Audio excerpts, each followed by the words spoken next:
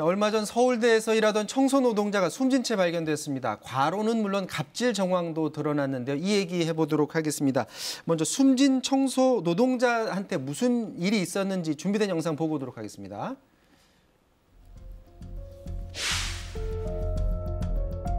진정을 그만해.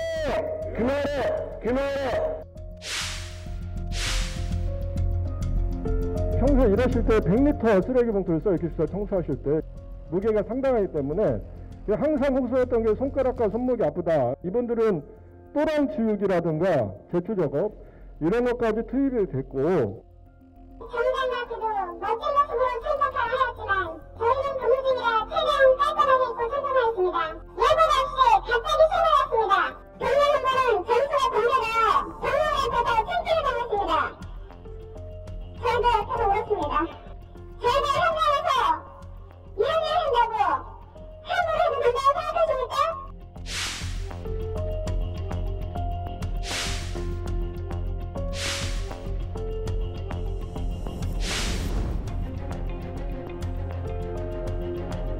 물도 밖에서 직접 떠다가 냉장고 넣어놓고 드시는 거예요? 이 냉장고도 우리가 주워다가.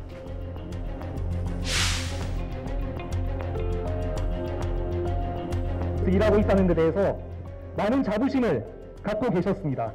각종 방식으로 청소 노동자들을 협박하는 그런 서울대의 모습, 관리자들의 이러한 갑질 행태가 일해 오셨던 노동자들께 가해지고 있었다는 생각에 정말 마음이 아픕니다.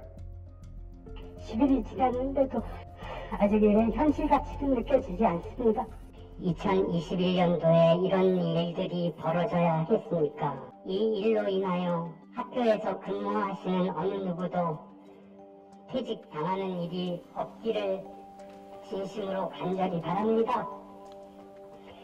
그분도 한 가정의 가장이고 가정의 경계가 너무나 소중하기 때문입니다.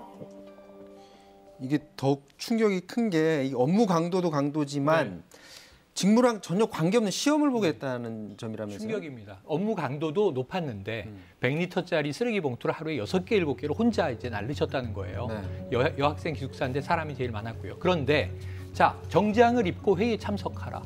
이 청소 환경미화원에게 필요한가? 또 올 때는 펜과 수첩을 반드시 지참해야 한다. 이거 가져오지 않으면 야단 맞았다는 거고요. 시험을 쳤다는 겁니다. 예를 들어 관악 학생 생활관 이걸 한자로 써보시오. 영어로 써보시오.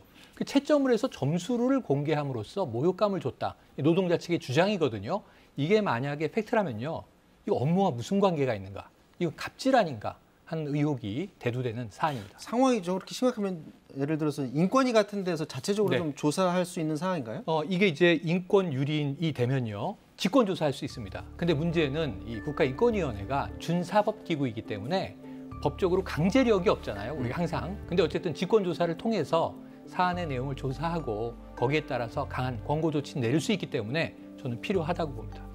자, 서울대 측은 이 사안에 대해서 지금 입장을 어떻게 내놓고 있죠? 네, 이렇게 내놨습니다. 일단 앞서 말씀해 주신 관악 학생 생활관을 영어나 한자로 쓰라든가 준공 연도를 맞추라든가 이런 시험들은 본인이 일하는 곳이 어딘지 알게 하려고 시험을 보게 했던 거다라는 답이고요.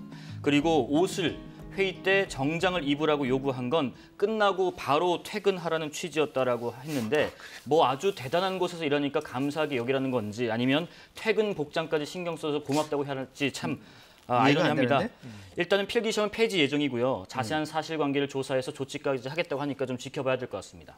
자, 이 숨진 청소 노동자 사인이 심근경색이라고 하고 평소에는 이제 지병이 없다라고 하는데 관련해서 유족 측은 갑질로 보고 스트레스 영향이다라고 해서 산재 지금 신청한다라는 거죠. 그러니까 사실 아까 이 기본적으로 수행하는 업무의 노동 강도 때문에 사망을 했더라도 이건 산업재해죠. 그런데 문제는 심리적인 스트레스까지 더해졌다는 거잖아요. 그래서 지금 이러한 상황들에 대한 제일 중요한 게 인과관계입니다. 원인이 이제 어떤 직무상의 일과 연관관계가 있느냐, 인과성이 인정되느냐 이 부분인데 이게 인정받는 게 너무나 힘들어요. 그래서 산재 판단이 힘든 건데 이번 경우에는 한번 해봐야 하는 것 아닌가. 그러니까 유가족과 지금 노동자 측에서는 산재라고 강하게 주장하고 있습니다. 자, 이 청소 노동자들의 실태는 뭐 이곳 한 곳뿐만이 아니라 언론사에서도 많이 지적을 했고요. 저희 KBS에서도 올해 초에 부산에 있는 통합정부청사의 그 노동자들 실태를 취재해서 보도한 바가 있습니다.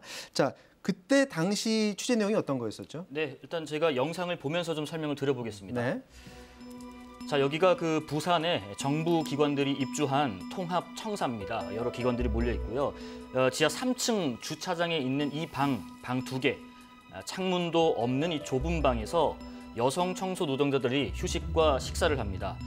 이마저도 근무 장소랑 좀 멀어서 일부는 화장실에서 이렇게 쉬기도 했고요. 그리고 지하 1층에 있던 남자 휴게실도 마찬가지였습니다. 제일 불편한 거는 휴게 공간 자체도 협소한 상황이고 여건도 그렇고 지원이 되는 것도 없는 상황이고 그렇습니다. 노동이라는 게 이제 사람이 쉬어가면서 이제 노동을 해야 되는 거니까 저희가 기계가 아닌 이상 이렇게 노동자분들이 수개월 전부터 쉴 권리를 보장해달라라고 요구를 했지만 달라진 건 없었다고 하네요.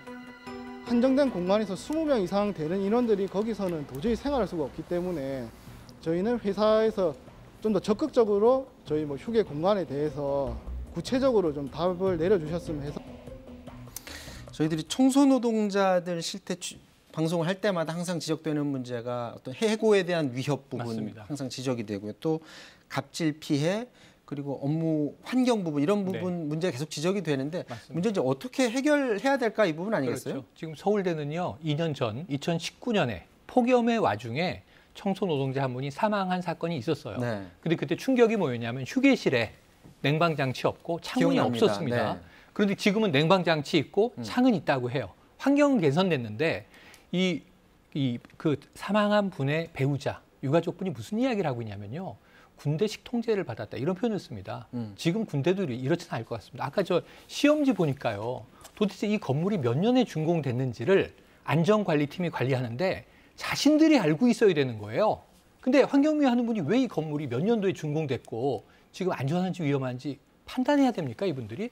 그런 직무로 들어온 분들이 아니잖아요.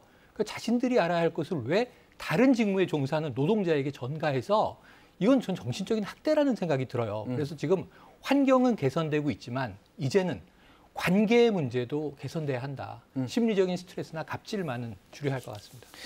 일할 권리 굉장히 중요한데 무엇보다 더 중요한 게 사람답게 일할 권리 그렇습니다. 굉장히 중요한 것 같고요. 무엇보다 사업주가 노동자를 바라보는 인식 이 부분을 반드시 개선해야 될 것 같습니다. 자, 오늘 여기까지 하도록 하겠습니다. 지금까지 최영일 평론가 김용준 기자였고요. 저는 내일 다시 찾아뵙겠습니다. 고맙습니다.